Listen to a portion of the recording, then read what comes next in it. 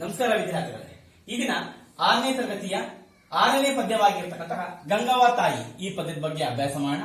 ಈ ಪದ್ಯವನ್ನ ರಚನೆ ಮಾಡಿರ್ತಕ್ಕಂಥ ಕವಿ ಡಾಕ್ಟರ್ ಸಿದ್ದಲಿಂಗ ಪಟ್ಟಣಶೆಟ್ಟಿಯವರು. ಇವರು ಜನಿಸಿದ್ದು 3/11/1939ರಲ್ಲಿ. ಸ್ಥಳ ಧಾರವಾಡ ಜಿಲ್ಲೆಯ ಯಾದವಾಡ ಎಂಬಲ್ಲಿ, ಧಾರವಾಡ ಸಮೀಪದ ಯಾದವಾಡ ಎಂಬಲ್ಲಿ 3/11/1939ರಲ್ಲಿ ಜನಿಸ್ತಾರೆ. ಅವರು ಅನೇಕ ಕವನ ಸಂಗ್ರಹಗಳನ್ನು ರಚನೆ ಮಾಡಿದ್ದಾರೆ. ಅದರಲ್ಲಿ ಪ್ರಮುಖವಾಗಿರ್ತಕ್ಕಂತಹ ಕವನ ಸಂಗ್ರಹಗಳು ನೀನಾ, ಔರಂಗಜೇಬ, ಪರದೇಸಿ ಹಾಡುಗಳು, ಅಯಸ್ಕಾಂತ, ಇಷ್ಟು ಹೇಳಿದ ಮೇಲೆ, ಅಪರಂಪಾರ, ಇನ್ನು ಮುಂತಾದವು.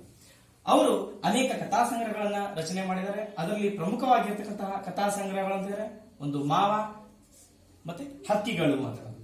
ಅವರು ವಿಮರ್ಶಾ ಕೃತಿಗಳನ್ನು ಸಹ ರಚನೆ ಮಾಡಿದ್ದಾರೆ. ಅದರಲ್ಲಿ ಪ್ರಮುಖವಾದ ವಿಮರ್ಶಾ ಕೃತಿಗಳು ಅನುಶೀಲನ, ರಂಗಾಯಣ, ಪರಿಭಾವನ ಮತ್ತೆ ವಿವೇಚನ ಅಂತಕ್ಕಂಥದ್ದು. ಇನ್ನ ಅನುವಾದ ನಾಟಕಗಳು, ಬೇರೆ ಭಾಷೆಯಲ್ಲಿರ್ತಕ್ಕಂಥದ್ದನ್ನ ಕನ್ನಡಕ್ಕೆ ಅನುವಾದ ಮಾಡಿರ್ತಕ್ಕಂತಹ ಕೆಲವು ನಾಟಕಗಳು ಅಂತ ಹೇಳಿ, ಅನುವಾದ ಅಂತ ಹೇಳಿ ಭಾಷಾಂತರ ಮಾಡಿರ್ತಕ್ಕಂಥದ್ದು, ತರ್ಜುಮೆ ಅಂತಾನು ಕರೀತಾರೆ ಅದನ್ನ. ಅಥವಾ ಅನುವಾದ ನಾಟಕಗಳು ಅಂದ್ರೆ ಆಷಾಢ ಮಾಸದ ಅಥವಾ ಆಷಾಢದ ಒಂದು ದಿನ, ಅದೇ ಅಧೂರೆ, ಅಂಧಯುಗ, ಮುದ್ರಾ ರಾಕ್ಷಸ, ಶಸ್ತ್ರ ಸಂತಾನ, ಕೋರ್ಟ್ ಮಾರ್ಷಲ್, ಚೋರ ಚರಣದಾಸ, ಆಕಾಶ ಬೇರಿ, ಕಾಲ ಕೆಳಗಿನ ನೆಲ, ಇನ್ನು ಮುಂತಾದವುಗಳು. ಅವರಿಗೆ ಸಂದಿರ್ತಕ್ಕಂತಹ ಪ್ರಮುಖ ಪ್ರಶಸ್ತಿಗಳು ಅಂತ ಹೇಳಿದ್ರೆ ಕರ್ನಾಟಕ ನಾಟಕ ಅಕಾಡೆಮಿಯ ಗೌರವ ಫೆಲೋಶಿಪ್, ಕರ್ನಾಟಕ ನಾಟಕ ಅಕಾಡೆಮಿಯ ಗೌರವ ಫೆಲೋಶಿಪ್, ಮತ್ತೆ ಕರ್ನಾಟಕ ಸಾಹಿತ್ಯ ಅಕಾಡೆಮಿ ಪ್ರಶಸ್ತಿ, ಅದೇ ರೀತಿ ಕರ್ನಾಟಕ ಸರ್ಕಾರದ ರಾಜ್ಯೋತ್ಸವ ಪ್ರಶಸ್ತಿಯೂ ಸಹ ಅವರಿಗೆ ದೊರೆತಿದೆ. ಅಷ್ಟೇ ಅಲ್ಲದೆ ಡಾಕ್ಟರ್ ಸಿದ್ದಲಿಂಗ ಪಟ್ಟಣಶೆಟ್ಟಿ ಅವರು ಕೇಂದ್ರ ಸಾಹಿತ್ಯ ಅಕಾಡೆಮಿಯ ಕಾರ್ಯಕಾರಿ ಸಮಿತಿಯ ಸದಸ್ಯರಾಗಿ ಮತ್ತು ಕನ್ನಡ ಸಲಹಾ ಮಂಡಳಿಯ ಸಂಚಾಲಕರಾಗಿಯೂ ಸಹ ಅವರು ಕಾರ್ಯವನ್ನು ನಿರ್ವಹಿಸಿದ್ದಾರೆ. ಅವರು ರಚನೆ ಮಾಡಿರ್ತಕ್ಕಂಥ ಅಥವಾ ರಚಿಸಿದ ಗಂಗವ್ವ ತಾಯಿ ಈ ಪದ್ಯವನ್ನು ನಿನ್ನ ಮರೆಯೂ ಮಾತು, ಯಾವುದು ನಿನ್ನ ಮರೆಯೂ ಮಾತು ಅಂತಕ್ಕಂತಹ ಕವನ ಸಂಕಲನದಿಂದ ಆರಿಸಿಕೊಳ್ಳಲಾಗಿದೆ. ಅವರು ರಚನೆ ಮಾಡಿರ್ತಕ್ಕಂತಹ ಈ ಒಂದು ಪದ್ಯವನ್ನ ನಿನ್ನ ಮರೆಯೂ ಮಾತು ಎಂಬ ಕವನ ಸಂಕಲನದಿಂದ ಆರಿಸಿಕೊಳ್ಳಲಾಗಿದೆ. ಇದರಲ್ಲಿ ನಿಮಗೆ ಕವಿ ಪರಿಚಯ ಅರ್ಥ ಆಯ್ತು ಅನ್ಕೊಂಡೆ. ಇನ್ನ ಪದ್ಯದ ಬಗ್ಗೆ ಅಭ್ಯಾಸ ಮಾಡೋಣ. ಬನ್ನಿ ವಿದ್ಯಾರ್ಥಿಗಳೇ, ಪದ್ಯವನ್ನು ಅಭ್ಯಾಸ ಮಾಡೋಣ. ಗಂಗವ್ವ ತಾಯಿ ಡಾಕ್ಟರ್ ಸಿದ್ದಲಿಂಗ ಪಟ್ಟಣಶೆಟ್ಟಿ ಅವ್ರ ಬಗ್ಗೆ ಈಗ ಅಭ್ಯಾಸ ಮಾಡಿದೀವಿ, ತಿಳ್ಕೊಂಡಿದೀವಿ ಕವಿ ಪರಿಚಯವನ್ನ. ಇಲ್ಲಿ ಕವಿ ಡಾಕ್ಟರ್ ಸಿದ್ದಲಿಂಗ ಪಟ್ಟಣಶೆಟ್ಟಿ ಅವರು ಹೇಳ್ತಾ ಹೋಗ್ತಾರೆ, ಪಂಚಭೂತಗಳಲ್ಲಿ ನೀರು ಸಹ ಒಂದು ಜಲ. ನಾವು ಪಂಚಭೂತಗಳು ಯಾವುದನ್ನ ಕರಿತೀವಿ?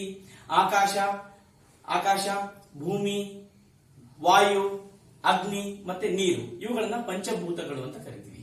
ಆ ಪಂಚಭೂತಗಳಲ್ಲೂ ಸಹ ನೀರು ಸಹ ಒಂದು ಪ್ರಮುಖವಾಗಿರತಕ್ಕಂಥದ್ದು. ಭೂಮಿ ಮೇಲೆ ವಾಸ ಮಾಡ್ತಕ್ಕಂತಹ ಮತ್ತೆ ಭೂಮಿಯ ಒಳಗೆ ವಾಸ ಮಾಡ್ತಕ್ಕಂತಹ ಎಲ್ಲಾ ಚರಾಚರ ಜೀವಿಗಳನ್ನ ಇವತ್ತು ಸಾಕು ಸಲ್ಲುತ್ತಿರೋದು ಈ ಒಂದು ಜಲ ಅಥವಾ ನೀರು ಅಂತ ಕರೀಬಹುದು. ನಾವು ಇಲ್ಲಿ ಕವಿ ಡಾಕ್ಟರ್ ಸಿದ್ದಲಿಂಗ ಪಟ್ಟಣಶೆಟ್ಟಿ ಅವರು ಈ ಗಂಗೆಯನ್ನ ದೇವರಿಗೆ ಹೋಲಿಸ್ತಾರೆ. ನಾವು ಸಾಮಾನ್ಯವಾಗಿ ಮೊದಲಿಂದನೂ ಅಷ್ಟೇ, ಅನಾದಿ ಕಾಲದಿಂದಲೂ ಸಹ ನಾವು ಗಂಗೆಯನ್ನ ಅಂದ್ರೆ ನೀರು, ಇದನ್ನ ದೇವರಿಗೆ ಹೋಲಿಕೆ ಮಾಡ್ತಾ ಬಂದಿದ್ದೀವಿ. ನಾವು ದೇವರಿಗೆ ಹೋಲಿಸ್ತೀವಿ. ಈ ಗಂಗಾ ನದಿ ಅಂತಕ್ಕಂಥದ್ದು ಎಲ್ಲಾ ನದಿಗಳು ಪವಿತ್ರನೇ, ಅದರಲ್ಲೂ ಗಂಗಾ ನದಿ ಅಂತಕ್ಕಂಥದ್ದು ಬಹಳ ಪವಿತ್ರ ಅಂತಕ್ಕಂಥ ಒಂದು ಭಾವನೆ ನಮ್ಮಲ್ಲಿ ಯಾವಾಗಲೂ ಅದು ಬೇರೂರಿದೆ, ಮೊದಲಿಂದಲೂ ಬಂದ್ಬಿಟ್ಟಿದೆ. ಗಂಗಾ ನದಿಯನ್ನ ದೇವನದಿ ಅಂತಾನು ಕರೀತಾರೆ. ಏನ್ ಕರೀತಾರೆ? ದೇವನದಿ ಅಂತ ಕರೀತಾರೆ. ಇದು ಹುಟ್ಟೋದು ಹಿಮಾಲಯದ ಗಂಗೋತ್ರಿಯಲ್ಲಿ ಹುಟ್ಟತ್ತೆ, ಬಂಗಾಳ ಕೊಲ್ಲಿಯನ್ನ ಸೇರುತ್ತೆ. ಹುಟ್ಟೋದಲ್ಲಿ ಹಿಮಾಲಯದ ಗಂಗೋತ್ರಿಯಲ್ಲಿ ಹುಟ್ಟಿ ಬಂಗಾಳ ಕೊಲ್ಲಿಯನ್ನ ಸೇರುತ್ತೆ ಈ ಗಂಗಾ ನದಿ ಅಂತಕ್ಕಂಥದ್ದು. ಇಲ್ಲಿ ಕವಿ ಡಾಕ್ಟರ್ ಸಿದ್ದಲಿಂಗ ಪಟ್ಟಣಶೆಟ್ಟಿಯವರು ಮನುಷ್ಯನಿಗೂ ಮತ್ತು ನೀರಿಗೂ ಅಂದ್ರೆ ಗಂಗೆಗೆ ಎಷ್ಟು ಒಂದು ಅವಿನಾಭಾವ ಸಂಬಂಧ ಇದೆ ಅಂತಕ್ಕಂಥದ್ದನ್ನೇ ಈ ಒಂದು ಪದ್ಯದಲ್ಲಿ ಹೇಳ್ತಾ ಹೋಗಿದ್ದಾರೆ. ನಾವು ಗಂಗೆಯನ್ನ ದೇವರಿಗೆ ಹೋಲಿಸ್ತೀವಿ ಅಂತ ಹೇಳಿದೆ. ಪೂಜೆ ಪುನಸ್ಕಾರನ ಮಾಡ್ಬೇಕಾದ್ರೆ ನಾವು ಮೊದಲು ಯಾವುದೇ ಒಳ್ಳೆಯ ಕಾರ್ಯಕ್ರಮಗಳನ್ನ ಮತ್ತೆ ಮದುವೆ ಮುಂಜಿಗಳಲ್ಲಿ ಏನ್ ಮಾಡ್ತೀವಿ? ಗಂಗೆ ಪೂಜೆ ಅಂತ ಮಾಡ್ತಾ ಹೋಗ್ತೀವಿ. ಅಂದ್ರೆ ಅದನ್ನ ದೇವರಿಗೆ ಹೋಲಿಕೆ ಮಾಡಿ ಹೇಳ್ತಾ ಹೋಗ್ತೀವಿ. ಆ ಗಂಗೆಯನ್ನ ಆಹ್ವಾನ ಮಾಡ್ತೀವಿ. ಆ ಕಾರ್ಯಕ್ರಮಗಳಿಗೆಲ್ಲ ನಾವು ಯಾವುದೇ ಒಂದು ಶುಭ ಕಾರ್ಯಕ್ರಮಗಳಿಗೆ ಗಂಗೆಯನ್ನ ಆಹ್ವಾನ ಮಾಡಿ ಪೂಜೆ ಮಾಡಿ ನಂತರ ಕಾರ್ಯಕ್ರಮಗಳನ್ನ ಮಾಡ್ತಕ್ಕಂಥದ್ದು ನಮ್ಮ ಸಂಪ್ರದಾಯ. ಹೀಗೆ ಮನುಷ್ಯನಿಗೆ ಮತ್ತು ಗಂಗೆಗೆ ಅಂದ್ರೆ ನೀರಿಗೆ ಅವಿನಾಭಾವ ಸಂಬಂಧ ಇದೆ ಅಂತಕ್ಕಂಥದ್ದನ್ನ ಕವಿ ಇಲ್ಲಿ ಹೇಳ್ತಾ ಹೋಗ್ತಾರೆ. ಬನ್ನಿ ಯಾವ ರೀತಿ ಹೇಳ್ತಾ ಹೋಗಿದ್ದಾರೆ ನೋಡ್ತಾ ಹೋಗೋಣ. ಬಾ ತಾಯಿ ಬಾ ತಾಯಿ ಬಾರವ್ವ ತಾಯಿ ಗಂಗವ್ವ ತಾಯಿ ನೀರವ್ವ ತಾಯಿ. ಅಂದ್ರೆ ಗಂಗೆಯನ್ನ ತಾಯಿಗೆ ಹೋಲಿಕೆ ಮಾಡ್ತಾ ಹೋಗಿದ್ದಾರೆ. ಗಂಗೆಯನ್ನ ತಾಯಿಗೆ ಹೋಲಿಕೆ ಮಾಡ್ತಾ ಹೋಗಿದ್ದಾರೆ. ತಾಯಿ ಗಂಗೆ ಅಂತಕ್ಕಂಥ ತಾಯಿ ಭೂಮಿಯ ಮೇಲೆ ವಾಸ ಮಾಡ್ತಕ್ಕಂತಹ ಚರಾಚರ ಜೀವಿಗಳನ್ನ ಏನ್ ಮಾಡ್ತಾಳೆ? ಸಾಕಿ ಸಲುತ್ತಾಳೆ. ಇವತ್ತು ನೀರಿನಿಂದನೇ ನಾವು ಬದುಕೋಕ್ ಸಾಧ್ಯನೇ ಇಲ್ಲ. ನೀರಿನಿಂದನೇ ನಮ್ಮ ಜೀವನವನ್ನ ಊಹೆ ಮಾಡ್ಕೊಳ್ಳೋಕ್ಕೂ ಸಾಧ್ಯ ಇಲ್ಲ. ನೀರು ಅಂದ್ರೆ ಗಂಗೆ ಅಂತಕ್ಕಂಥದ್ದು ಮನುಷ್ಯನ ಜೀವನದಲ್ಲಿ ಅಷ್ಟೇ ಅಲ್ಲ, ಭೂಮಿ ಮೇಲೆ ವಾಸ ಮಾಡ್ತಕ್ಕಂತಹ ಚರಾಚರ ಜೀವಿಗಳಿಗೂ ಅದು ಬಹಳ ಮುಖ್ಯ. ಅದರಲ್ಲೂ ಮನುಷ್ಯನಿಗೆ ನೀರಿನಿಂದನೇ ಜೀವನ ಮಾಡಕ್ಕೆ ಆಗಲ್ಲ, ಜೀವಿಸಲಿಕ್ಕೆ ಸಾಧ್ಯನೇ ಇಲ್ಲ. ಅದರಿಂದನೇ ಜೀವನ ಅನ್ನೋದು ಊಹೆ ಮಾಡ್ಕೊಳ್ಳಿಕ್ಕೂ ಸಾಧ್ಯ ಇಲ್ಲ. ಆದ್ದರಿಂದ ಇಲ್ಲಿ ಕವಿ ಆ ಒಂದು ಗಂಗೆಯನ್ನ ತಾಯಿಗೆ ಹೋಲಿಸ್ತಾರೆ. ಬಾ ತಾಯಿ ಬಾ ತಾಯಿ, ನೀನ್ ಬಂದ್ರೆ ನಮ್ಮ ಜೀವನ. ಗಂಗವ್ವ ತಾಯಿ, ಗಂಗೆ ನೀನು ನಮ್ಮ ತಾಯಿ ಇದ್ದಂಗೆ. ತಾಯಿಗೆ ಹೋಲಿಕೆ ಮಾಡ್ತಾರೆ.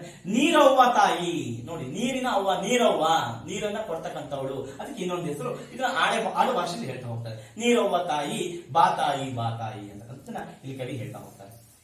ಹೇಗೆ ಬರಬೇಕು ನೋಡಿ.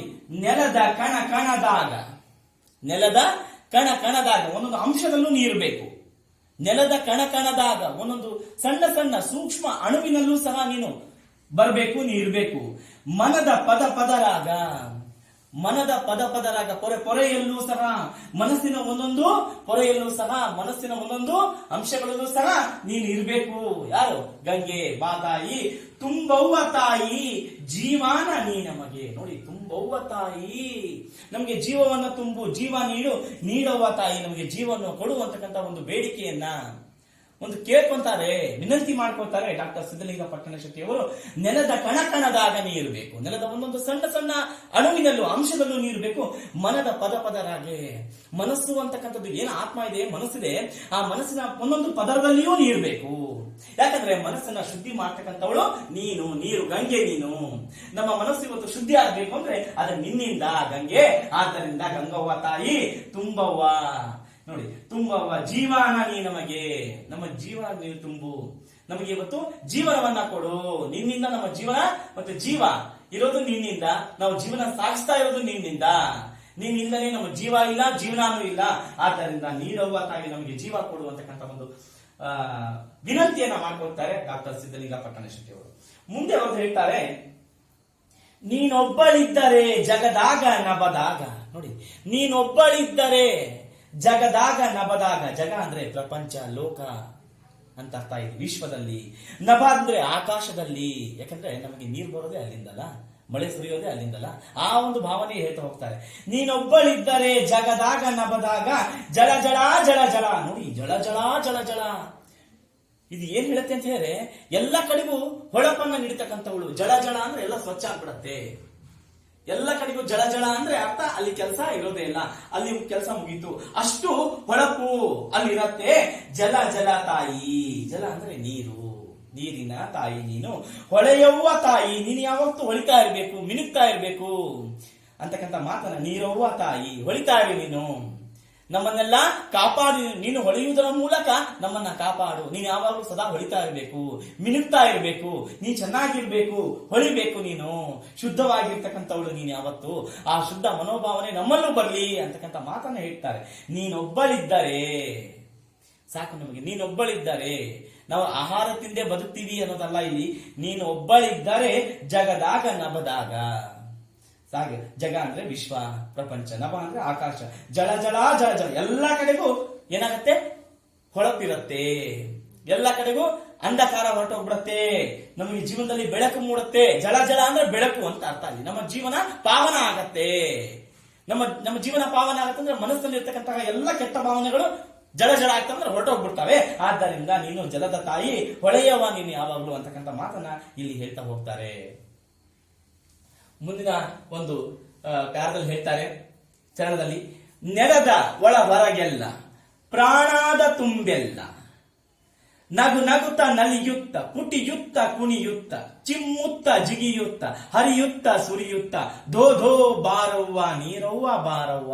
ನೋಡಿ, ಆಡು ಭಾಷೆಯಲ್ಲಿ ಹೇಳ್ತಾ ಹೋಗ್ತಾರೆ. ಅರ್ಥ ಒಂದೇ ಅನ್ಕೊಂಡಿದ್ವಿ ಪದಗಳ ಅರ್ಥ, ಆದ್ರೆ ಯಾವ ರೀತಿ ಇರುತ್ತೆ ನೋಡಿ. ನೆಲದಾಗ, ನೆಲದ ಒಳ ಹೊರಗೆಲ್ಲ, ನೆಲದ ಅಂದ್ರೆ ಭೂಮಿಯ ಒಳಗೆ ಮತ್ತು ಹೊರಗೆ, ಭೂಮಿಯ ಮೇಲೆ ಮತ್ತೆ ಭೂಮಿಯ ಒಳಗೆ. ಯಾಕಂದ್ರೆ ಭೂಮಿಯ ಮೇಲೆ ಅನೇಕ ಪ್ರಾಣಿ ಪಕ್ಷಿಗಳು, ಮನುಷ್ಯರು ವಾಸ ಮಾಡ್ತಾರೆ. ಅದೇ ರೀತಿ ಭೂಮಿಯ ಒಳಗೂ ಸಹ ಅನೇಕ ಚರಾಚರ ಜೀವಿಗಳು ವಾಸ ಮಾಡ್ತವೆ. ಆದ್ದರಿಂದ ನೆಲದ ಒಳಗೆ ಮತ್ತು ಹೊರಗೆಲ್ಲ ಪ್ರಾಣದ ತುಂಬೆಲ್ಲ, ನಮ್ಮ ಪ್ರಾಣ ಪೂರ್ತಿ, ನಮ್ಮ ಜೀವ ಪೂರ್ತಿ ಹೇಗಿರ್ಬೇಕು, ನಮ್ಮ ಪ್ರಾಣವನ್ನು ನೀಡು, ನಮಗೆ ಪ್ರಾಣವನ್ನ ಜೀವವನ್ನು ನೀಡ್ತಾ ನಗು ನಗುತ್ತಾ ನಲಿಯುತ್ತ ಬಾರವ್ವ. ಹೇಗೆ ನಗು ನಗುತ್ತಾ ನಲಿಯುತ್ತ, ಖುಷಿಯಾಗಿ ಸಂತೋಷವಾಗಿ ಬಾರವ್ವ. ಮತ್ತೆ ಪುಟಿಯುತ್ತ ಕುಣಿಯುತ್ತ, ಪುಟಿಯುತ್ತ ನೋಡಿ, ಪುಟದಂದ್ರೆ ಹೇಗೆ ಟಣ ಟಣ ಪುಟಿಯೋದಂತೀವಲ್ಲ, ಜಿಗಿಯೋದು, ಆ ತರ ಕುಣಿಯುತ್ತ ನರ್ತಿಸುತ್ತ ಬಾ. ಚಿಮ್ಮುತ್ತ ಜಿಗಿಯುತ್ತ ಹಾರೋದು, ಹಾರ್ತಾ ಹಾರ್ತಾ ಬಾ ನೀನು ನೋಡಿ. ನೀನು ಬರ್ತಕ್ಕಂಥ ರೀತಿ ಹೇಗಿರ್ಬೇಕು ಅನ್ನೋದನ್ನ, ಅಥವಾ ಮಳೆ ಬಂದಾಗ ಹೇಗೆ ಬರುತ್ತೆ, ಹೊಳೆಯಲ್ಲಿ ಹೇಗೆ ಹರಿಯುತ್ತೆ ಅನ್ನೋದನ್ನ ಈ ಪದಗಳಲ್ಲಿ ಇಲ್ಲಿ ಡಾಕ್ಟರ್ ಸಿದ್ಧಲಿಂಗ ಪಟ್ಟಣಶೆಟ್ಟಿ ಅವರು ಹೇಗೆ ಆ ಗಂಗೆ ಬರ್ತಾಳೆ ಅನ್ನೋದನ್ನ ಬಹಳ ಚೆನ್ನಾಗಿ ವರ್ಣನೆ ಮಾಡ್ತಾ ಹೋಗ್ತಾರೆ. ಅದು ಆಡು ಭಾಷೆಯಲ್ಲಿ. ನಗು ನಗುತ್ತಾ ನಲಿಯುತ್ತ, ಪುಟಿಯುತ್ತ ಕುಣಿಯುತ್ತ, ಚಿಮ್ಮುತ್ತ ಅಂದ್ರೆ ಹಾರೋದು, ಜಿಗಿಯುತ್ತ ನೋಡಿ ಎಷ್ಟು ಜಿಗಿಯುತ್ತ ಅಂದ್ರೆ ಹಾಕ್ತಕ್ಕಂಥದ್ದು. ಇನ್ನು ಚಿಮ್ಮೋದಂದ್ರೆ ಹಂಗೆ ಮೇಲೆ ಚಿಮ್ಮೋದು, ಜಿಗಿಯೋದು ಮುಂದಕ್ಕೆ ಜಿಗಿಯೋದು. ಹರಿಯುತ್ತ ಸುರಿಯುತ್ತ, ಹರಿಯುತ್ತ ಸುರಿಯುತ್ತ ಮೇಲಿಂದ. ಧೋ ಧೋ ಬಾರವ್ವ ನೋಡಿ, ಧೋ ಧೋ ಬಾರವ್ವ ಅಂದ್ರೆ ಜೋರಾಗಿ ಬಾರವ್ವ ಗಂಗವ್ವ, ಜೋರಾಗಿ ಬಾರವ್ವ ನೀರವ್ವ ಬಾರವ್ವ, ನೀನು ನೀರವ್ವ. ಆಡು ಭಾಷೆಯಲ್ಲಿ ಗಂಗವನ್ನ ನೀರವ್ವ ಅಂತ ಕರೀತಾರೆ. ಹಾಗೆ ನೀನು ಬರಬೇಕು ಅಂತಕ್ಕಂಥ ಮಾತನ್ನ ಯಾವ ರೀತಿ ಬರಬೇಕು ಅನ್ನೋದನ್ನ ಡಾಕ್ಟರ್ ಸಿದ್ಧಲಿಂಗ ಪಟ್ಟಣಶೆಟ್ಟಿ ಅವರು ಹೇಳ್ತಾ ಹೋಗ್ತಾರೆ. ಇನ್ನ ನೋಡ್ತಾ ಹೋಗೋಣ. ಒಣಗಿದ ನೆಲದಾಗ ಯಾಕೆ ಬರ್ಬೇಕು ಹಾಗೆ ಇಲ್ಲಿ ಹೇಳ್ತಾ ಹೋಗ್ತಾರೆ. ನಗು ನಗುತ್ತ ನಲಿಯುತ್ತ ಪುಟಿಯುತ್ತ ಕುಣಿಯುತ್ತ ಚಿಮ್ಮುತ್ತ ಜಿಗಿಯುತ್ತ ಹರಿಯುತ್ತ ಸುರಿಯುತ್ತ ಯಾಕೆ ಬರ್ಬೇಕು? ಯಾಕಂದ್ರೆ ಒಣಗಿದ ನೆಲದಾಗ ಹಸಿ ಹಸಿರು ನೆಡಲಾಕ, ಉಸಿರುಸಿರು ಉಳಿಸಾಕ, ಕೊಳೆಯೆಲ್ಲ ತೊಳೆಯಾಕ. ನೋಡಿ ಎಷ್ಟು ಚಂದ ಹೇಳ್ತಾರೆ. ಒಣಗಿದ ನೆಲದಾಗ, ಎಲ್ಲೆಲ್ಲಿ ನೆಲ ಒಣಗಿದೆನೋ, ಎಲ್ಲೆಲ್ಲಿ ಬರ ಬಂದಿದೆನೋ, ಎಲ್ಲೆಲ್ಲಿ ಭೂಮಿ ಪೂರ್ತಿ ಒಣಗಿ ಹೋಗಿದೆನೋ, ಆ ಒಣಗಿದ ನೆಲದಲ್ಲಿ ನೀನೇನಾರು ಬಂದೆ ಅಂದ್ರೆ ಅಲ್ಲಿ ಹಸಿ ಹಸಿರು ನೆಡಲಾಕ. ಹಸಿ ಹಸಿರು, ಆ ಭೂಮಿಯೆಲ್ಲ ಹಸಿ ಆಗತ್ತೆ. ನೀನ್ ಬಂದ ತಕ್ಷಣ ಏನಾಗುತ್ತೆ? ಭೂಮಿಯೆಲ್ಲ ಹಸಿ ಆಗತ್ತೆ, ಒದ್ದೆ ಆಗತ್ತೆ. ಅವಾಗ ಹಸಿರು ನೆಡಲಾಕ, ಅಲ್ಲಿ ಬೀಜವನ್ನ ಬಿತ್ತಲಿಕ್ಕೆ, ಗಿಡ ಮರ ಬೆಳೆದು ಚಂದ ಕಾಣ್ಲಿಕ್ಕೆ ನೆಡಲಾಕ. ನೆಡಲಾಕ ಅಂದ್ರೆ ಬೀಜವನ್ನ ಬಿತ್ತಾಕೆ. ಅದು ರೈತರಾಗಿರ್ಬೋದು, ಹೌದಾ, ಗಿಡ ಮರಗಳನ್ನ ನೆಡೋ ಕಾರ್ಯಕ್ರಮ ಕೆಲಸ ಆಗಿರ್ಬೋದು. ಅಲ್ಲಿ ಆ ನೀನು ಬಂದಾಗ ಒಣಗಿದ ನೆಲ ಎಲ್ಲ ಹಸಿ ಆಗತ್ತೆ. ಹಸಿ ಆದಾಗ ಬೀಜವನ್ನ ಬಿತ್ತಲಿಕ್ಕೆ, ಗಿಡ ಮರಗಳನ್ನ ಬೆಳೆಸಲಿಕ್ಕೆ ನೆಡಲಾಕ ಅಂದ್ರೆ ಬೀಜವನ್ನ ಬಿತ್ತಲಿಕ್ಕೆ, ಗಿಡ ಮರ ನೆಲೆಸಿ ಅಥವಾ ಗಿಡ ಮರಗಳು ಬೆಳೆದು ಉಸಿರುಸಿರು ಉಳಿಸಾಕ. ಉಸಿರು ನಮ್ಮ ಉಸಿರನ್ನ, ನಮ್ಮ ಪ್ರಾಣವನ್ನ ಉಳಿಸ್ಲಿಕ್ಕೆ ನೀನ್ ಬರ್ಬೇಕು. ನೋಡಿ ಯಾಕೆ ಕರೀತಿದ್ದಾರೆ, ನಮ್ಮ ಪ್ರಾಣವನ್ನ. ಉಸಿರು ಅಂದ್ರೆ ಪ್ರಾಣ ಇಲ್ಲಿ. ಉಸಿರು ಉಳಿಸಾಕ. ಅದು ಕೇವಲ ಮನುಷ್ಯ ಅಲ್ಲ, ಏನೆಲ್ಲಾ ಚರಾಚರ ಜೀವಿಗಳಿದಾವೆ, ಅದು ಹುಳು ಹುಪ್ಪಟೆ ಆಗಿರ್ಬೋದು, ಪ್ರಾಣಿಗಳಾಗಿರ್ಬೋದು, ಪಕ್ಷಿಗಳಾಗಿರ್ಬೋದು, ಮನುಷ್ಯ ಆಗಿರ್ಬೋದು, ಎಲ್ಲರ ಉಸಿರನ್ನ ಉಳಿಸಾಕೆ ನೀ ಬರ್ಬೇಕು. ಅಷ್ಟೇ ಅಲ್ಲ, ಕೊಳೆಯೆಲ್ಲ ತೊಳೆಯಾಕ. ಅದಕ್ಕೆ ಏನಂತಾನೆ, ಧೋ ಧೋ ಬಾರವ್ವ. ಯಾಕಂದ್ರೆ ಕೊಳೆಯೆಲ್ಲ ಹೋಗ್ಬಿಡ್ಬೇಕು. ಎಲ್ಲಾ ಕೊಳೆ ಹೋಗ್ಬಿಟ್ಟು ಉತ್ತಮವಾಗಿರ್ತಕ್ಕಂತಹ ಪರಿಸರ ಅಲ್ಲಿ ನಿರ್ಮಾಣ ಆಗ್ಬೇಕು. ಸ್ವಚ್ಛಂದವಾಗಿರ್ತಕ್ಕಂತಹ ಪರಿಸರ ಅಲ್ಲಿ ನಿರ್ಮಾಣ ಆಗ್ಬೇಕು. ಕೊಳೆಯೆಲ್ಲ ಹೊರಟೋಗ್ಬಿಡ್ಬೇಕು. ಹಚ್ಚು ಹಸಿರಿನಿಂದ ಕೂಡಿರುವ ಗಿಡ ಮರಗಳು ಎದ್ದು ಕಾಣಬೇಕು. ಅವಾಗ ಮನಸ್ಸಿಗೆ ಬಹಳ ಖುಷಿ ಆಗತ್ತೆ, ಮನಸ್ಸಿಗೆ ಶಾಂತಿ ನೆಮ್ಮದಿ ಸಿಗತ್ತೆ. ಆದ್ದರಿಂದ ಒಣಗಿದ ನೆಲವೆಲ್ಲ ಏನಾಗಬೇಕು? ಹಸಿಯಾಗಿ ಅಲ್ಲಿ ಗಿಡ ಮರಗಳು ಚೆನ್ನಾಗಿ ಬೆಳೆದು ನಮಗೆ ಉಸಿರಾಡ್ಲಿಕ್ಕೆ ಏನ್ ಬೇಕು? ಶುದ್ಧವಾದ ಗಾಳಿ ಬೇಕು. ಆ ಶುದ್ಧವಾದ ಗಾಳಿ ಬೇಕು ಅಂದ್ರೆ ನೀ ಬರ್ಬೇಕು ಗಂಗವ್ವ. ನೀ ಬಂದಾಗ ಗಿಡ ಮರಗಳು ಸೊಂಪಾಗಿ ಬೆಳಿತಾವೆ. ಸೊಂಪಾಗಿ ಬೆಳೆದಾಗ ಎಲ್ಲಾ ಜೀವಿಗಳು ಆ ಜೀವಿಗಳ ಮತ್ತು ಮನುಷ್ಯರ, ಪ್ರಾಣಿ ಪಕ್ಷಿಗಳ ಜೀವ ಉಳಿಲಿಕ್ಕೆ ಸಾಧ್ಯ. ಉಳಿದು ನೀ ದೋದೋ ಬಂದಾಗ ಅಲ್ಲಿರ್ತಕ್ಕಂತಹ ಕೊಳೆಯೆಲ್ಲ ಹೊರಟೋಗ್ಬಿಡತ್ತೆ. ಅಲ್ಲಿ ಸ್ವಚ್ಛಂದವಾದ ಪರಿಸರ ನಿರ್ಮಾಣ ಆಗತ್ತೆ ಅಂತಕ್ಕಂಥ ಮಾತನ್ನ ಇಲ್ಲಿ ಡಾಕ್ಟರ್ ಸಿದ್ಧಲಿಂಗ ಪಟ್ಟಣಶೆಟ್ಟಿ ಅವರು ಹೇಳ್ತಾ ಹೋಗ್ತಾರೆ. ಇನ್ನು ಮುಂದಿನ ಚರಣವನ್ನು ಅಭ್ಯಾಸ ಮಾಡೋಣ. ಇನ್ನು ಮುಂದಿನ ಚರಣದಲ್ಲಿ ಹೇಳ್ತಾ ಹೋಗ್ತಾರೆ ಡಾಕ್ಟರ್ ಸಿದ್ಧಲಿಂಗ ಪಟ್ಟಣಶೆಟ್ಟಿ ಅವರು. ಭರ ಭರ ಥರ ಥರ ಜೀವದ ತುಣುಕಾಗಿ ಮೈ ಮನಸ ಹೊಲಸೆಲ್ಲ ತೊಳೆಯವ್ವ ತಾಯಿ, ನೀರವ್ವ ತಾಯಿ, ಗಂಗವ್ವ ತಾಯಿ. ಅಲ್ಲಿ ಪರಿಸರವನ್ನ ಸ್ವಚ್ಛ ಮಾಡುವಂತ ಹೇಳ್ತಾರೆ. ಇಲ್ಲಿ ನೋಡಿ, ಮೈ ಮನಸ ಹೊಲಸೆಲ್ಲ, ಮೈ ಮನಸ್ಸ ನೋಡಿ, ಭರ ಭರ ತರ ಥರ ಜೀವದ ತುಣುಕಾಗಿ ಹೇಗೆ ಬರ್ಬೇಕು ಅಂತ ಹೇಳ್ತಾರೆ. ಭರ ಭರ ಭರ ಭರ ಅಂದ್ರೆ ಸುರಿತಾನೆ ಇರಬೇಕು, ತರ ತರ ಅನೇಕ ರೀತಿಯಲ್ಲಿ ಸುರಿತಾ ಇರಬೇಕು. ಜೀವದ ತುಣುಕಾಗಿ, ತುಂಡಾಗಿ ಅಂದ್ರೆ ಅರ್ಥ ಇಲ್ಲಿ ನಮ್ಮ ಜೀವಕ್ಕೆ ಬೇಕಾಗಿರ್ತಕ್ಕಂಥವ್ರು ನೀವು, ನಮ್ಮ ಜೀವನಕ್ಕೆ. ಯಾಕೆ ಅಂದ್ರೆ ನಮ್ಮ ಮನಸ್ಸಿನಲ್ಲಿರ್ತಕ್ಕಂಥ ಮೈ ಮನಸ್ಸ ಹೊಲಸಲ್ಲ. ನಮ್ಮ ಮೈಯೊಳಗಿನ ಹೊಲಸಷ್ಟೇ ಅಲ್ಲ, ಮನಸ್ಸಿನಲ್ಲಿ ಇರ್ತಕ್ಕಂತಹ ಕೆಟ್ಟ ಭಾವನೆಗಳು. ಹೊಲಸು ಅಂದ್ರೆ ಕೆಟ್ಟ ಭಾವನೆಗಳು. ಏನೆಲ್ಲ ಕೆಟ್ಟ ಭಾವನೆಗಳಿದಾವಲ್ಲ, ಆ ಅವಗುಣಗಳಿದಾವಲ್ಲ, ಆ ಮನಸ್ಸಿನಲ್ಲಿರ್ತಕ್ಕಂಥ ಎಲ್ಲ ಕೆಟ್ಟ ಭಾವನೆಗಳು ಕೊಚ್ಕೊಂಡು ಹೋಗ್ಬೇಕು. ಆದ್ದರಿಂದ ಭರಭರ ಬಾ, ತರ ತರ ಬಾ ಅಂತ ಹೇಳ್ಬಿಟ್ಟು ಇಲ್ಲಿ ಮೈ ಮನಸ್ಸಿನಲ್ಲಿರ್ತಕ್ಕಂತಹ ಎಲ್ಲ ಕೆಟ್ಟ ಭಾವನೆಗಳು ಹೋಗ್ಬೇಕು. ತೊಳೆಯವ್ವ ತಾಯಿ, ಅದನ್ನ ತೊಳೆದು ಹಾಕ್ಬಿಡು. ಕೆಟ್ಟ ಭಾವನೆಗಳು ಇಲ್ಲದಂತೆ ಮಾಡು ತಾಯಿ, ನೀರವ್ವ ತಾಯಿ, ಗಂಗವ್ವ ತಾಯಿ ಅಂತಕ್ಕಂಥ ಒಂದು ಬೇಡಿಕೆಯನ್ನ, ಒಂದು ಮನವಿಯನ್ನ ಸಿದ್ಧಲಿಂಗ ಪಟ್ಟಣಶೆಟ್ಟಿ ಅವರು ಗಂಗೆಯ ಮೂಲಕ ಕೇಳ್ತಾ ಹೋಗ್ತಾರೆ. ಬಾರವ್ವ ತಾಯಿ, ಗಂಗವ್ವ ತಾಯಿ, ಬಾ ತಾಯಿ ಬಾ ತಾಯಿ, ನೀರವ್ವ ತಾಯಿ. ಇಲ್ಲಿ ನಾ ಹೇಳಿದೆ ನಿಮ್ಗೆ ಮೊದಲೇ, ಅವರು ಗಂಗೆಯನ್ನ ತಾಯಿಗೆ ಹೋಲಿಸಿ ಹೇಳಿದ್ದಾರೆ.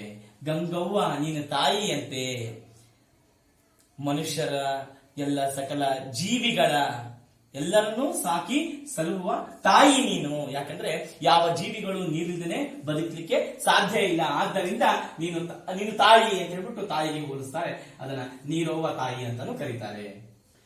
ನೀರವ್ವ ಗಂಗವ್ವ ಮಳೆಯಾಗಿ ಬಾರವ್ವ, ನೀನ್ ಏನಾಗಿ ಬರ್ಬೇಕು? ಮಳೆಯಾಗಿ ಬರ್ಬೇಕು. ಹೌದಾ?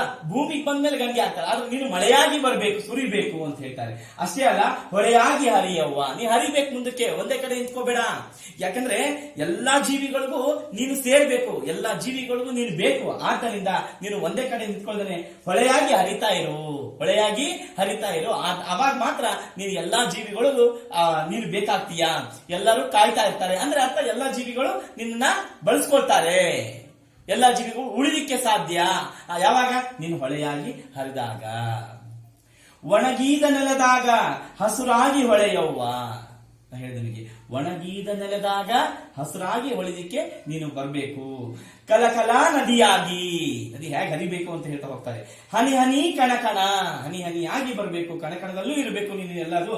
ಆದ್ದರಿಂದ ಬಾ ತಾಯಿ ಬಾ ತಾಯಿ, ಬಾರವ್ವ ತಾಯಿ, ಗಂಗವ್ವ ತಾಯಿ, ನೀನ್ ಹ್ಯಾಕ್ ಬರ್ಬೇಕು ಅಂತನ್ನ ಇಲ್ಲಿ ಹೇಳ್ತಾ ಹೋಗ್ತಾರೆ. ಮತ್ತ ಹೇಳಿದೆ ನಿಮಗೆ, ಇಲ್ಲಿ ಗಂಗೆಯನ್ನ ದೇವರಿಗೆ ಹೋಲಿಸಿ, ಅದರಲ್ಲೂ ತಾಯಿಗೆ ಹೋಲಿಸಿ ಹೇಳ್ತಾ ಹೋಗ್ತಾರೆ. ಎಲ್ಲರನ್ನು ಸಾಕಿ ಸಲಹುವಳು. ಇಲ್ಲಿ ಭೂಮಿಯ ಮೇಲೆ ಇರ್ತಕ್ಕಂತಹ ಮತ್ತು ನೆಲದ ಒಳಗೆ ಇರ್ತಕ್ಕಂತಹ ಚರಾಚರ ಜೀವಿಗಳಿಗೆ ನೀನು ಬೇಕು. ಆದ್ದರಿಂದ ನೀನು ತಾಯಿ ಅನ್ನೋದನ್ನ ಇಲ್ಲಿ ಆ ಒಂದು ಪದವನ್ನ ಬಳಸ್ತಾ ಹೋಗ್ತಾರೆ ಕವಿ ಸಿದ್ಧಲಿಂಗ ಪಟ್ಟಣಶೆಟ್ಟಿ ಅವರು. ನಿಮ್ಗೆ ಅರ್ಥ ಆಯ್ತು ಅನ್ಕೊಂಡೆ. ನಮಸ್ಕಾರ.